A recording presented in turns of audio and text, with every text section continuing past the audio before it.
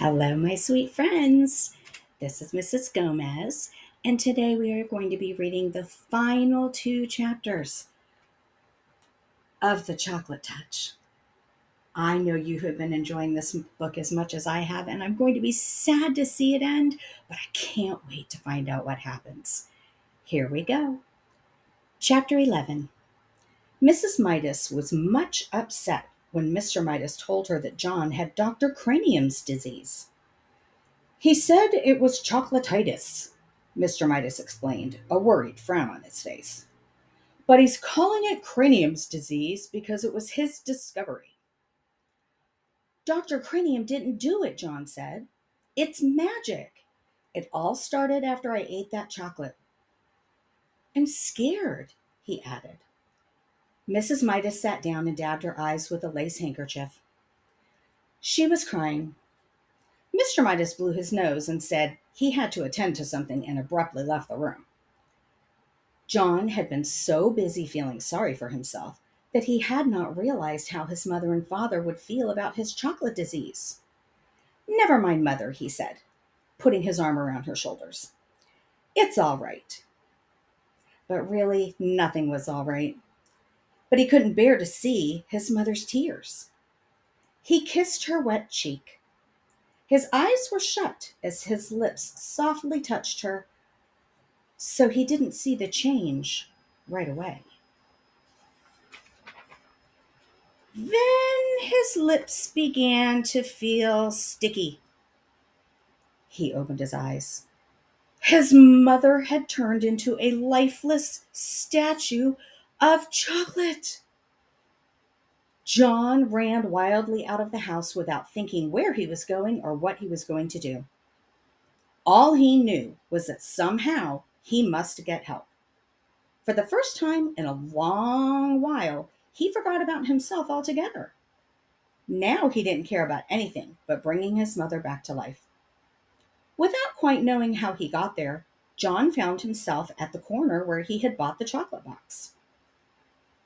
The lot was no longer an untidy rubbish dump. The neat red brick building with two show windows was exactly where it had been in the first place. But the display of candy he had previously seen in the windows was no longer there. In one window, John saw a chocolate trumpet, a chocolate pencil, and a silver dollar with a piece bitten out of it. In the other window, he saw a cafeteria tray littered with chocolate utensils and the remains of a chocolate lunch. Clearly, this place was the right one. And clearly, the proprietor must know a lot about John's hateful chocolate touch. John rushed into the store. The proprietor was standing behind the counter, carefully polishing something small and round and flat and silver. I was just thinking of you, he said. John had no time to waste on pleasantries. Remember the old coin I found and I gave you and you gave me a magic chocolate? He demanded. Without waiting for a reply, he babbled on. Well, I ate it and it made everything that touches my mouth turn to chocolate and I kissed my mother and now she's chocolate and I've got to change her back. Easy now, murmured the storekeeper. Calm yourself. There was an expression of satisfaction in the old man's eyes. It's all your fault, John declared. If my mother isn't made better again, I'll fight you till you're dead. Oh my goodness, the storekeeper exclaimed. Whose fault, did you say? Yours, John said. If you hadn't taken that money, I wouldn't have. Now, John, the storekeeper interrupted, I must insist on honesty. I'm glad to hear that you're thinking about your mother for a change. Unselfishness is important, but honesty is also important. If you'll be truthful, perhaps I can help you. John's ears reddened. It was becoming unmistakably evident to him that he had only himself to blame for all this unhappiness. He looked straight into the storekeeper's eyes. I'll do anything, I'll work for you all my life for nothing if you'll turn my mother back. You can turn me into chocolate instead if you want. You. The storekeeper apparently ignored John's offers. You were right, John, he said, when you guessed that I had something to do with your acquiring the chocolate touch. But you yourself earned the coin that bought the chocolate touch. Only greedy people can even see that kind of money. Dr. Cranium was right, up to a point. I suppose that one could say that you had chocolatitis, but it was just an outward sign of selfishness. My mother, John reminded the storekeeper frantically. My mother's turned to chocolate. Do something about it. Oh, please, do something about it. I'm glad that you're concerned, the storekeeper commented unhurriedly. Part of your cure is to be concerned about other people. You have been so greedy that you didn't care what happened to other people. Oh, I know, John admitted woefully. But please decide about me later, and please make my mother better now. Well, John, the storekeeper said, if you had to choose between getting rid of your chocolate touch and restoring your mother to life, which would it be? For one moment, John couldn't help imagining a future of all chocolate meals. The thought was terrible. But then he thought of his mother as she had been when he had left her, a motionless chocolate statue, unable to speak, her chocolate hand still holding her lace handkerchief.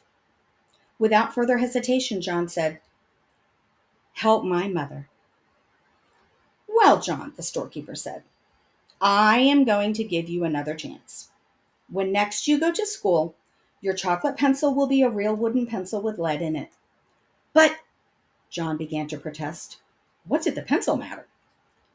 The chocolate knife and fork and spoon you left on your tray in the cafeteria will have turned back to metal. Your chocolate trumpet will be a shiny golden one again.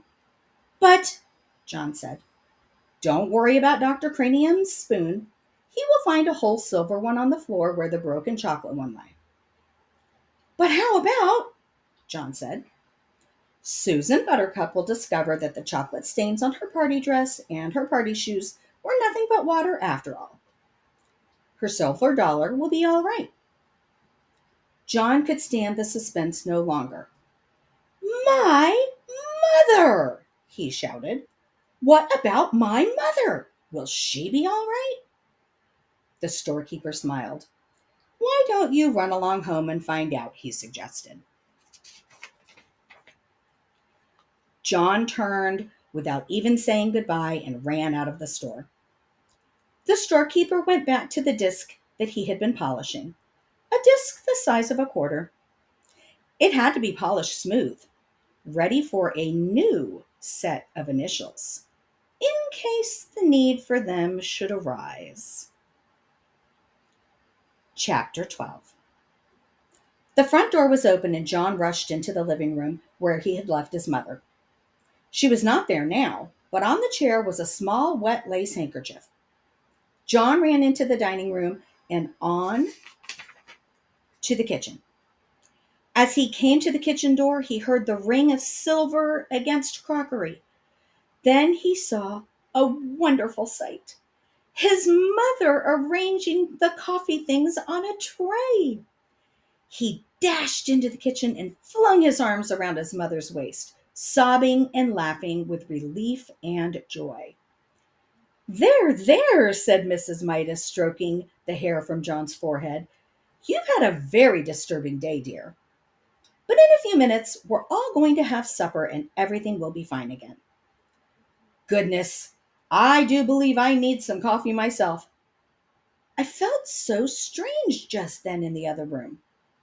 I really don't know what came over me. The door from the garden opened and Mr. Midas came in. Before we settle down, Mrs. Midas said to John, have a glass of good cold milk. You look so hot. So they didn't know what had happened to her. Well, John thought, he certainly wouldn't scare them by telling them. He watched gratefully as his mother took a frosty blue jug from the refrigerator and poured from it a glass of icy, creamy milk. Trembling with nervousness, John tilted the glass against his open mouth. The liquid flowed in and down his throat and remained purely milky, deliciously milky, tasting of nothing but fresh, clean milk. After the first long, wonderful gulps, he suddenly recalled that he had not thanked the storekeeper for saving his mother. Mother, he said, may I go out for a minute? I'll be right back. All right, John, she said, but supper will be ready in 10 minutes. Don't keep us waiting.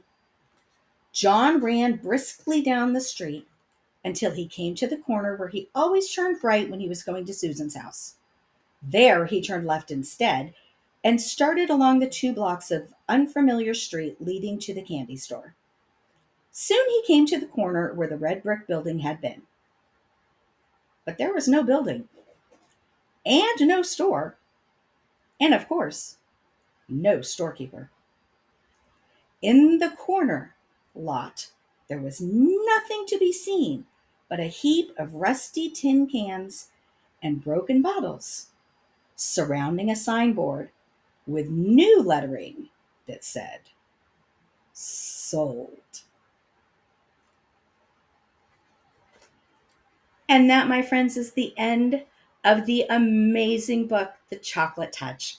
I hope you enjoyed it as much as I did. I will see you next time.